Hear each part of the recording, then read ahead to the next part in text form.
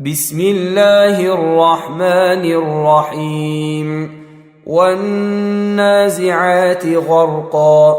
شروع اللہ کے نام سے جو بڑا مہربان نہایت رحم والا ہے۔ ان فرشتوں کی قسم جو ڈوب کر کھینچ لیتے ہیں، والناشطات نشطا اور ان کی جو آسانی سے کھول دیتے ہیں، والسابحات سبحا اور ان کی جو تیرتے پھرتے ہیں، فالسابقات سبقا پھر لپک کر آگے بڑھتے ہیں، فالمدبرات امرا پھر دنیا کے کاموں کا انتظام کرتے ہیں یوم ترجف الراجفہ کہ وہ دن آ کر رہے گا جس دن زمین کو بھونچال آئے گا، تتبعها الرادفہ پھر اس کے پیچھے اور بھونچال آئے گا۔ قلوب یومئذ واجفہ اس دن لوگوں کے دل خائف ہو رہے ہوں گے ابصارها خاشعہ اور آنکھیں جھکی ہوئی، یقولون ائنا لمردودون فی الحافرہ کافر کہتے ہیں کیا ہم الٹے پاؤں پھر لوٹیں گے؟ اَإِذَا كُنَّا عِظَامًا نَخِرَةً بھلا جب ہم کھوکھلی ہڈیاں ہو جائیں گے تو پھر زندہ کیے جائیں گے؟ قَالُوا تِلْكَ إِذًا كَرَّةٌ خَاسِرَةٌ کہتے ہیں کہ یہ لوٹنا تو موجب زیاں ہے، فَإِنَّمَا هِيَ زَجْرَةٌ وَاحِدَةٌ وہ تو صرف ایک ڈانٹ ہوگی، فَإِذَا هُمْ بِالسَّاهِرَةِ اس وقت وہ سب میدان حشر میں آ جمع ہوں گے۔ هل أتاك حدیث موسیٰ بھلا تم کو موسیٰ کی حکایت پہنچی ہے؟ اذ ناداہ ربہ بالواد المقدس طوى جب ان کے پروردگار نے ان کو پاک میدان یعنی طوا میں پکارا، اذهب الى فرعون انه طغى اور حکم دیا کہ فرعون کے پاس جاؤ، وہ سرکش ہو رہا ہے، فقل هل لك الى ان تزكى اور اس سے کہو کیا تو چاہتا ہے کہ پاک ہو جائے، وأهديك إلى ربك فتخشى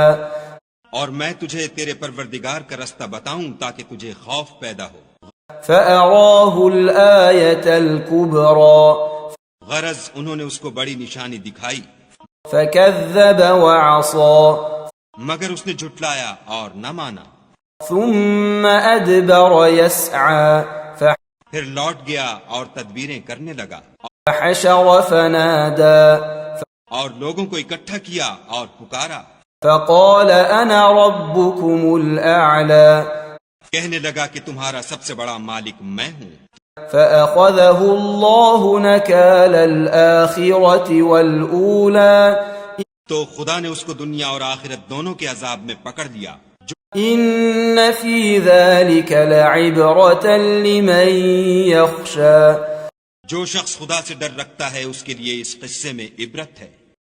أأنتم أشد خلقا أم السماء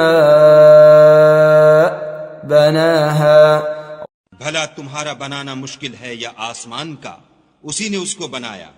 رفع سمكها فسواها اس کی چھت کو اونچا کیا پھر اسے برابر کر دیا، وأغطش ليلها وأخرج ضحاها اور اسی نے رات تاریک بنائی اور دن کو دھوپ نکالی، والأرض بعد ذلك دحاها اور اس کے بعد زمین کو پھیلا دیا، أخرج منها ماءها ومرعاها اسی نے اس میں سے اس کا پانی نکالا اور چارہ اگایا،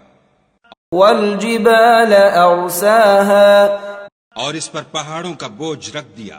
متاعا لكم ولأنعامكم یہ سب کچھ تمہارے اور تمہارے چار پایوں کے فائدے کے لیے کیا۔ فإذا جاءت الطامة الكبرى تو جب بڑی آفت آئے گی، يوم يتذكر الإنسان ما سعى اس دن انسان اپنے کاموں کو یاد کرے گا، وبرزت الجحيم لمن يرى اور دوزخ دیکھنے والے کے سامنے نکال کر رکھ دی جائے گی، فأما من طغى تو جس نے سرکشی کی وآثر الحياة الدنيا اور دنیا کی زندگی کو مقدم سمجھا فإن الجحيم هي المأوى اس کا ٹھکانہ دوزخ ہے. وأما من خاف مقام ربه ونهى النفس عن الهوى